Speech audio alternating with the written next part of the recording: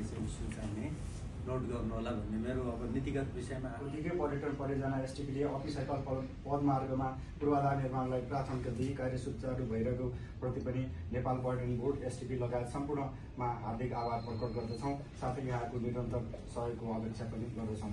धन्यवाद।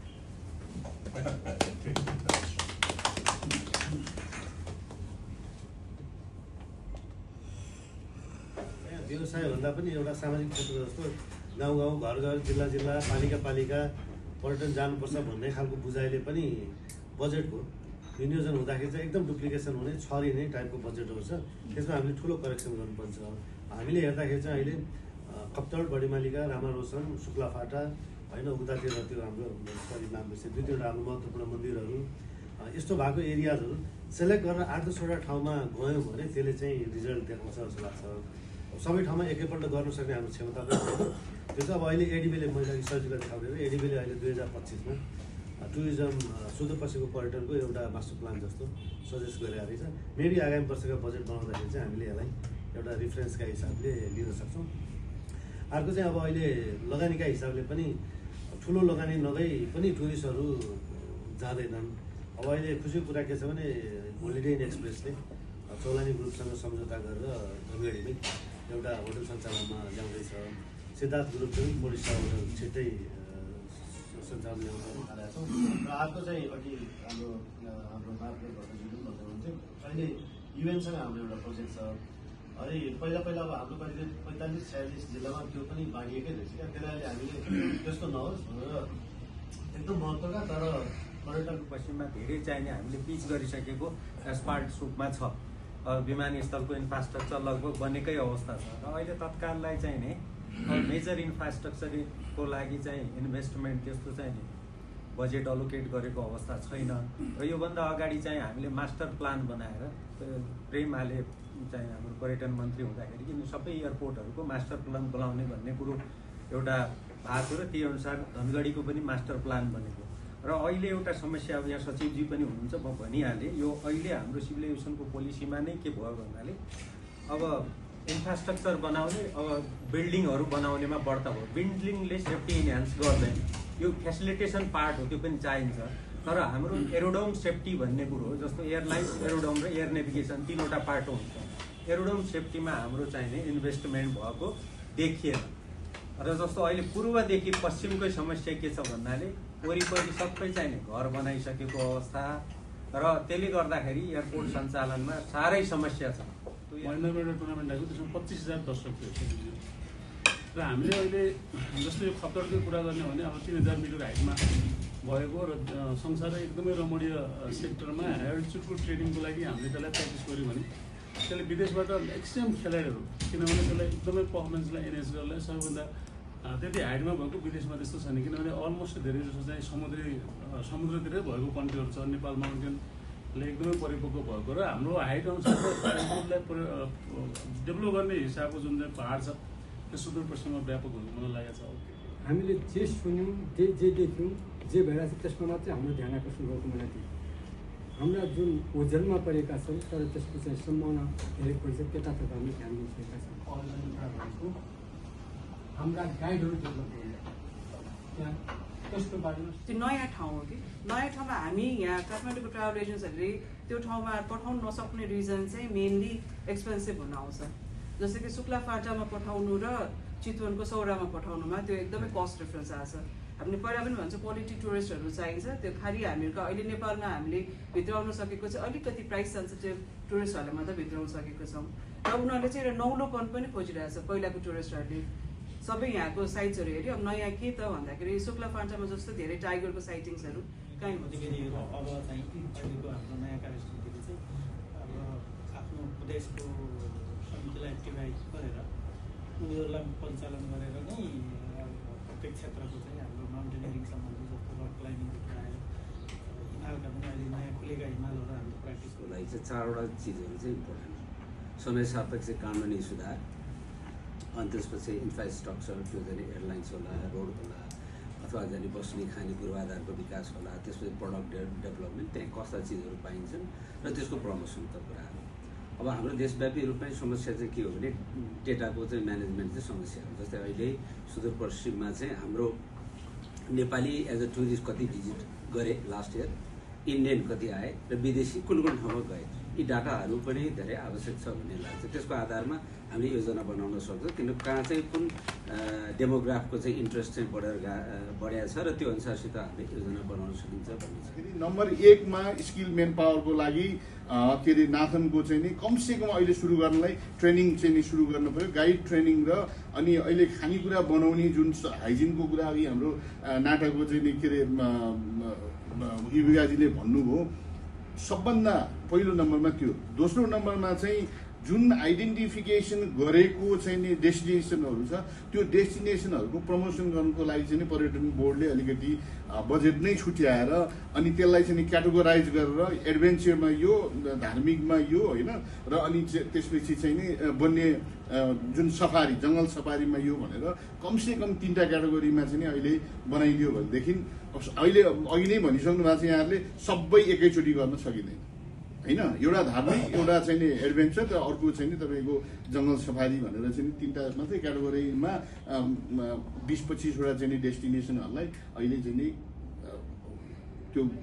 प्रमोट गर्नुपर्ने छ, जुन सोकेस गर्नुपर्ने छ। आइडेन्टिफिकेसन अलरेडी भइसकेको छ। पर्यटन विभागले नियमन गर्ने जस्तो निजी क्षेत्रलाई लगानीको लागि प्रोत्साहन गर्नलाई सहजीकरण गर्न विभागले अधिकतम प्रयास गरिरहेको छ र हामीले अरूको चाहिँ भनेको चाहिँ यो हाई एल्टिट्युड माउन्टेन ट्रेकिङको चाहिँ जुन नियमन हामीले गर्छौँ त्यसमा पनि त्यहाँबाट हिमालहरू खुला गरिदिनु पर्यो भन्ने रिक्वेस्ट आउँदाखेरि हामी तुरुन्तै क्याबिनेटबाट डिसिसन गराएर गरिरहेका छौँ। हामीले यो मन्त्रालय विभागले गर्ने कार्यक्रमको हिसाबमा चाहिँ सुदूरपश्चिममा थुप्रो प्रोजेक्टहरू यो वर्ष छ, तर अब यो अहिलेको चाहिँ विशिष्ट परिस्थितिको कारणले गर्दाखेरि ती परियोजनाहरू अहिले रोक्काको अवस्थामा छ। LMBS रोक्का भएको छ, नभएदेखि रारामा, खप्तडमा, अभिसैपाल, बडीमार्का, अझै नेहरू शुक्ला फाटा होइन, अनि रामा र त्रिपुरा सुन्दर सबै ठाउँमा प्रोजेक्टहरू थियो होइन। अहिले यो मन्त्रालयको विभागको कार्यक्रमहरू थियो, अधिकतम अब हामीले गर्न सक्ने विभागबाट गरेर नभएदेखि हामी पालिका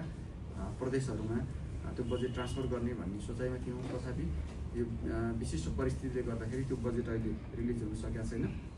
अब बनाउँदाखेरि फोकस गरेर मल्टी इयर प्रोजेक्टको कन्सेप्टमा त्यहाँ यहाँहरूले नै त्यसलाई चाहिँ DPR गरेर यो बहुवर्षीय एउटा प्रोडक्ट यो बनाउँ भन्ने हिसाबले आउनुभयो भने पनि मन्त्रालय विभागले हामीले अलि लङ टर्मको एउटा असरदार कार्यक्रमहरू राख्नलाई पनि कोसिस गर्छौँ। हाम्रा कानुन साह्रै पुराना भए, अहिले कानुनमा भएका विषयवस्तु छन् धेरै। मैले 2-4 अध्ययन गरेँ, एकदम पुराना र अहिलेको समय सापेक्ष हुँदा पनि त्यसलाई परिवर्तन नगरी ल्याउनु पर्ने खालको अवस्थाका कानुन छन्। त्यसमा पनि विभिन्न यहाँहरू संस्थाहरूगत रूपमा सुझाव पनि आएको छ। यी विषयलाई हामीले अनि टुरिस्टलाई आउनलाई अर्को वातावरणीय पक्ष पनि महत्त्वपूर्ण हुन्छ होइन। अब टुरिस्टलाई लुट्ने होइन, टुरिस्टलाई चाहिँ नि बाटोमा हराइदिने, अर्को बाटोतिर लगिदिने अनेक घटनाहरू टुरिस्टलाई चाहिँ नि ह्यारेस गर्ने किसिमको बिहेभियरल पार्टले गर्दाखेरि त्यो अन्तर्राष्ट्रिय जगतमा प्रचार भएपछि अहिले सायद एकदम घट्दो क्रममा हाम्रो त्यो कारण पनि हो। त्यसैले अब यो हाम्रो सुदूरपश्चिमका अब धेरै क्षेत्र छन्। सुदूरपश्चिमको विषय भएकोले अहिले सुदूरपश्चिमको पनि मैले बोलेँ। यो विषय यहाँ के धार्मिक हिसाबमा के हुँदो रहेछ भने जस्तो जुन नौवटा भगवतीको रूप भन्नुभयो होइन, जस्तो पूर्वमा त्यो धनकुटाको छिन्नमस्ता भन्ने सुन्नु होला होइन। छिन्नमस्ता भगवतीमा बेलुका 5 बजेपछि पूजा हुन्छ। कारण के, उनको दिदीको बेला पूजा सकेर मात्रै बहिनीको हुँदैन होइन। पुरै त्यहाँ अब किराँत सम्प्रदायको पुजारी हुन्छ त्यहाँ। यस्ता छ नि, यस्ता किसिमका विषयवस्तुलाई पनि हामीले अलिकति हाइलाइट गर्नुपर्ने छ। जस्तो अब यो होइन, उहाँ आफै बाजुराको भएको छ, बुढीनन्दा दर्शन गरे पनि बढी बेलुका जाँदैन। बुढीनन्दा जो जान्छ नि त्यो बढी बेलुका जाँदैन। त्यो त्यस्तो किसिमको मान्यता हुँदो रहेछ हेर्नुहोस्। यस्ता यस्ता विषय छन् एकदम यो अभूतपूर्व विशेषतायुक्त चाहिँ धार्मिक पर्यटनमा चाहिँ अभूतपूर्व किसिमको विशेषता छ सुदूरपश्चिममा। यसलाई जगेरा गर्नु छ, जगेरा भइरहेकोलाई अझ थप अभिवृद्धि गर्नुपर्छ। यसका लागि यहाँले माग गर्नुभएको विषयवस्तु यहाँ छ। हामी छलफल गरेर कसरी अब यसलाई चाहिँ अब एउटा ट्रेलको रूपमा भनौँ न, यातायात या ट्रेलको छोटो ट्रेलको लागि त अब सदैव सदाबहार त्यो माथि माउन्टेनियरिङ एरियामा त सधैँ हिँड्न सकिने अवस्था हुनु त्यहाँ होइन, सधैँ सकिँदैन नि त। यतिखेर बढी गरेका हिँडेर जान्छु भनेर सकिन्छ त? रामानुसनबाट माथि लगाएर सकिँदैन, खप्तड पनि नसकिएला, स्रोत सीमित छ सरकारी क्षेत्रबाट। यस्ता यस्ता विषयलाई चाहिँ अब एकदम एउटा निजी क्षेत्रमा नै आकर्षण गर्ने किसिमले नीति हामीले भएको नीतिमा केही परिमार्जन गरेर यस्ता चिजहरू चाहिँ नि अब the government is best which govern the list भन्ने पोलिसी छ नि, त्यसमा आधारित भएर गयो भने उचित हुन्छ जस्तो लाग्छ। त्यही अनुसार नै अहिले यहाँ जति मात्रामा निजी क्षेत्र फक्रियो त्यही भएर फक्रिएकै होला। यी कुरा पनि त मैले सरकारी क्षेत्रबाटै चलेका थिएँ नि त। अहिले जुन छन् ट्रेकिङका यी सबै यही न्युलाइजेसनबाट आएको। अब यो काम कारबाहीमा पनि खोल्न मात्रै होइन, कार्यान्वयनमा पनि अब आफै यहाँहरूलाई नै सक्रियताका साथ अगाडि बढाउनु पर्ने अवस्था देखिन्छ।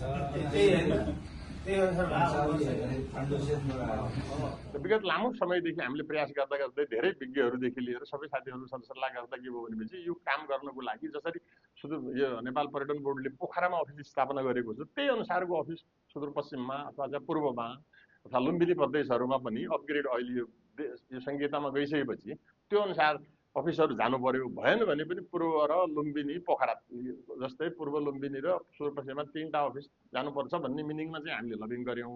र संयोगवश गत वर्षको बजेटमा नेपाल सरकारले टुरिज्म बोर्डको तर्फबाट लुम्बिनीमा यो वर्ष तिनै ठाउँमा सम्भव नभए पनि 2 ठाउँमा चाहिँ हामी अफिस खोल्छौँ भन्ने कुरो उहाँहरूले रियलाइज हाम्रो समस्यालाई रियलाइज गरिसकेपछि लुम्बिनी प्रदेश र सुदूरपश्चिम प्रदेशमा अफिस खोल्ने भनेर त्यो कार्यक्रममा पनि आएको छ र त्यसको लागि केही पैसा पनि राखेको छ।